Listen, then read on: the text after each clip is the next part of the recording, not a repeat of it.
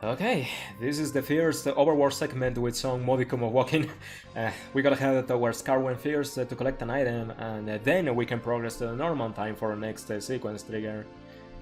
If you're outside of step manipulation, you can perform a technique to help you mitigate random encounters. Every 6 steps or so you want to pause. Pausing on the overworld refreshes the danger rate, so you may snipe a random encounter before it happens and spare you from having to load the encounter and run away from it. But this is certainly slower than performing a raw step route where you know exactly where you have to pause to dodge random encounters. But it is a nice backup to fall back on if you break a step manip or if you cannot afford the luxury of learning the step route. Now let's continue with the proper step route. If you are at 197 total steps, you left the shipyard at the proper step count to continue with this segment. So let's be on our way towards Carwen.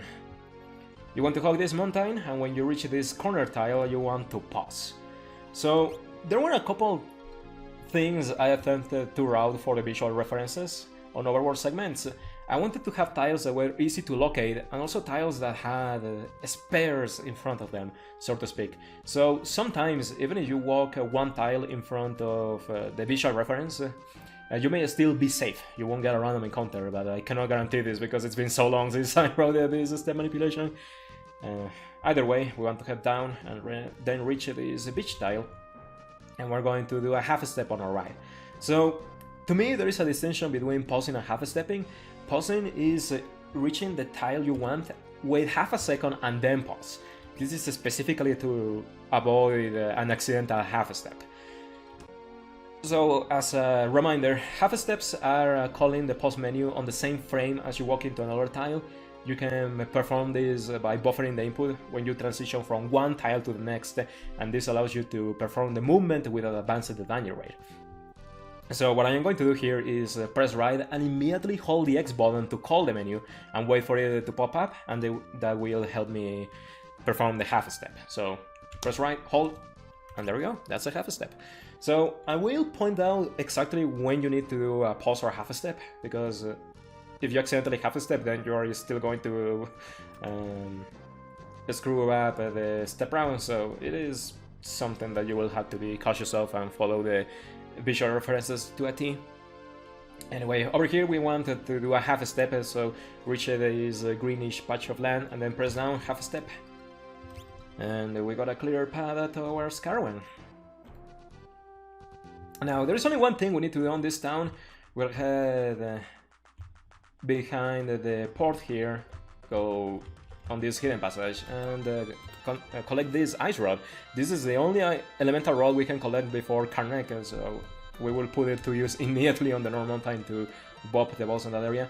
Also, this area doesn't advance the danger rate, there are no random encounters, so you are free to misstep on Carwen. And if you want a backup, something you can do is go in the pub, go grab a drink, of course, but there's a hidden passage behind the counter. And on this jar you can collect 1000 gil, so much like the items in Tool, it's not necessary, but it will help you greatly if you are having issues with shopping lists later on. But yeah, we only come here strictly for the ice rod, and it will help us save time for sure.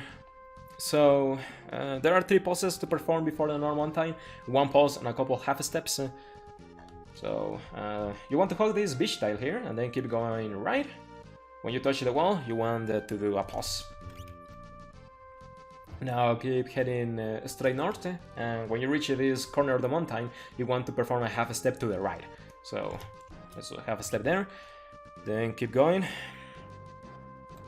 And now we need to perform a half step into the corner of this mountain. So let's go do that, and on this pause, or any pause on the way really, you need to do some job switching. We need black mages on the party to help kill randos on the normal time, so we're going to switch parts to black mage and Gulfy black mage, and that's it for our setup for the next area.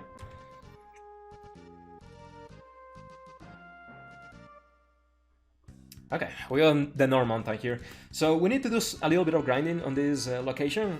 We need to level up Lena, Galuf, and Bards to level 3, because the boss on the Walls Tower, Galura, is level 3, so we need a matching Golden Punch level to destroy that boss. So generally, you you only need one encounter to get this experience on this area, but I will show you what the step route does and then provide you with the backups if you don't have the step manipulation going. So head up, those shall encounter on the tile, and on this room we need 6 steps. So what I like to do is when you reach this portion of the wall, you go down and touch the wall, then go left, touch the wall, go up, touch the wall, go left, touch the wall. So this gives you a really clear path without having to think about the input too much or count the steps. It's just what I like to do. And in this room is where we're going to get the encounter. So use a handful of steps into the room, and then you want to hold R and A to buffer some defense actions, and we get an encounter with a couple of rock gatherers. So rock gatherers, I think they are called rock slugs on the GBA version, well, whatever, it doesn't matter. These guys are the fastest encounter. They give us enough experience, and they are easy to kill because they die to a single fire spell. So, given our job classes, we will always have a consistent turn order. Faris is always going first, Lena is always going second, then Bart's third because he has more agility than Galuf, and Galuf goes last. So you can always buffer the defense actions for Faris and Lena and guarantee that they will always defend when they are supposed to. So what you want to do is defend, and then when you reach Bart's turn, you want to hold left and press A, because the first a spell on your list is going to be the fire spell, and that's going that's what you want to do anyway to kill the rock gatherers. So this is a really fast way of inputting that. So left, fire, and kill the guys. So during this attack animation, you can also perform inventory management. This is not that big of a deal in this game, unlike FF4 or FF6, but it saves inputs, especially when we start mixing a ton of items through the mix command. So on this particular menu, what you want to do is just put the items that we're going to employ during Magisa just a little bit closer to the top of the inventory to help us. But like I said, not a big of a deal. Don't sweat over inventory management. It only really matters when you need to do combinations. But this is an optimization for high level gameplay. But anyway, once you do that, if you want, you go back out, call the fire spell, and get our experience. So that's going to bump everybody a level, including Faris. She is level 4, which doesn't help for Goblin Punch, but she wants the extra HP for sure. It's going to aid during Galuria. So if you are outside of a step route, I'm going to show you what other encounters you can do, and it will also net you the same experience you want for this segment. So you can still try your luck on this area. The couple rocket slugs are common encounters here, and it's the fastest encounter you can perform as well.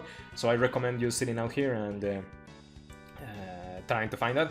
But let's say that on the way on this cave you all found an encounter with a couple of rock gatherers and galacats, which is what I am getting, so that's really helpful.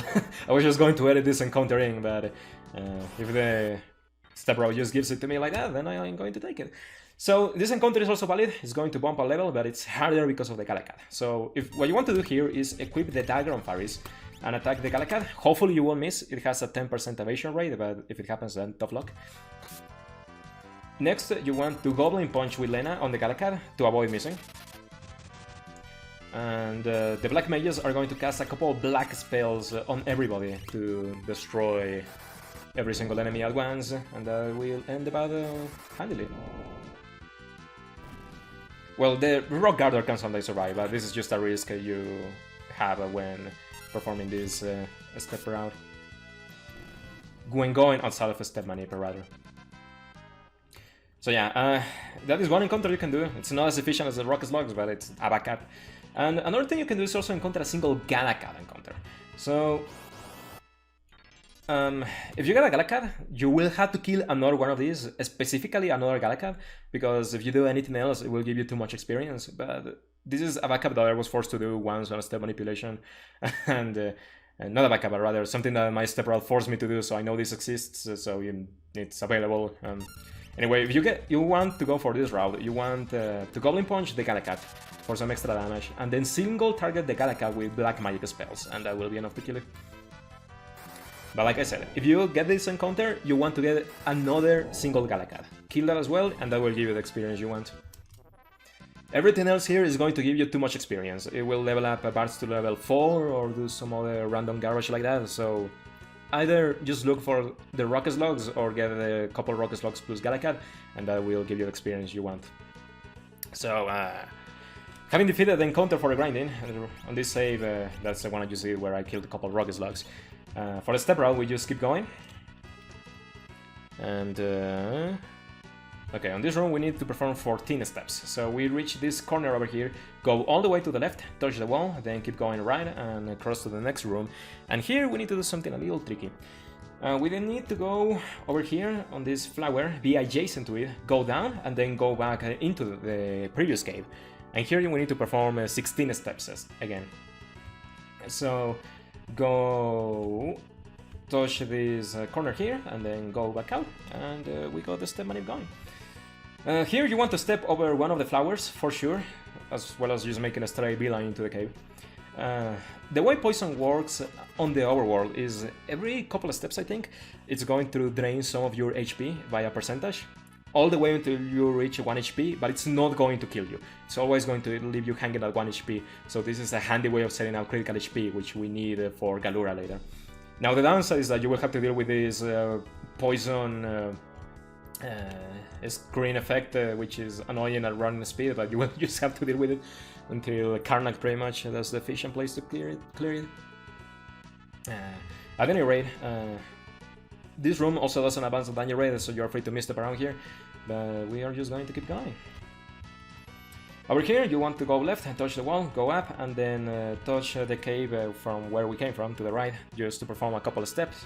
That's 4 steps total, and then go left and go engage the boss. We're going to use the same setup that we used for grinding to defeat Magisa. Also, if Lena is not poisoned, Magisa will poison her for you, but you want everybody poisoned for critical HP anyway, so that's not really relevant. So here we got Magisa. Magisa will always kill somebody, it's inevitable. We cannot just have enough HP or the setup to survive an attack from her, but that doesn't matter because we want to be on critical HP anyway. And for Magisa, depending on who she attacks, you may have to react differently. So let's see what she gives me first. You want to wait with Faris because we need her turn in case she needs to revive somebody, but let's see who Magisa targets, and we'll go from there. Okay, we got Lena, that's the second ideal scenario. So, if Lena gets targeted, that means that you have to revive her and then hit her with somebody else with the knife to set critical HP. This is coming back to the shipyard where I told you to not equip armor, this is why. So I guess the game is kind enough to showcase this for me. So, let's do that. Revive Lena. Then manually go into the inventory, equip the knife, and then target Lena as quickly as you can. And don't worry about the knife killing her, that will never happen, even on the other characters. If you have to hit Lena, Galuf, or Bartz for critical HP, then you are fine. The knife will never kill them, so it's specifically routed to help with this. And up next is Galuf. So for the last turn, you will always have a Black Mage available to cast the rod. We're going to use the Ice Rod to kill Magisa here. So you want to equip the rod, and in order to break the rod, you want to select it once again. Then it will set you on the targets that you can select, although rods always multi-target when broken. So then select it and you will cast a spell. So the way rods work is that if you can equip them to boost the elemental damage of the spells respective to that element. So if you equip an ice rod in one of your hands, then it's going to boost ice elemental damage by 50%. But you can also break most rods for an special effect mid-battle. So if you break the elemental rods, the basic ones, the Ice Rod, Flame Rod, or Thunder Rod, they break for the level 3 tier spell of their respective element. So when you break an Ice Rod, it breaks for Blizzaga. And at this point it's just a straight clean shot to Magisa. She has 700 HP or so. Also, Magisa, she's going to summon her boss when she goes down to 300 health or something or other.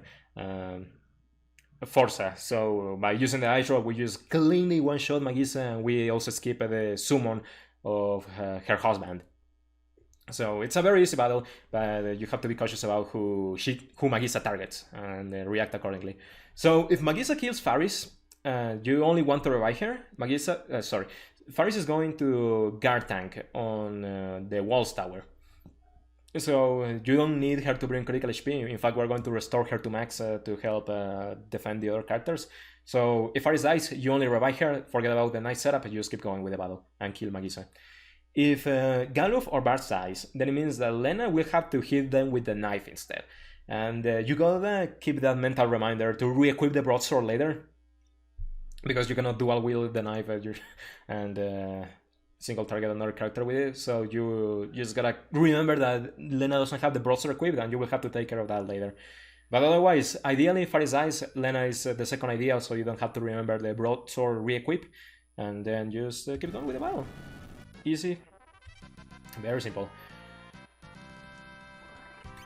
Here we get a whip as a guaranteed reward, and also the cutscene gave us the free Mithril helmet. That is a Tycoon helmet that we grabbed during the cutscene. It's not ornamental only, it actually gives you an item for your inventory.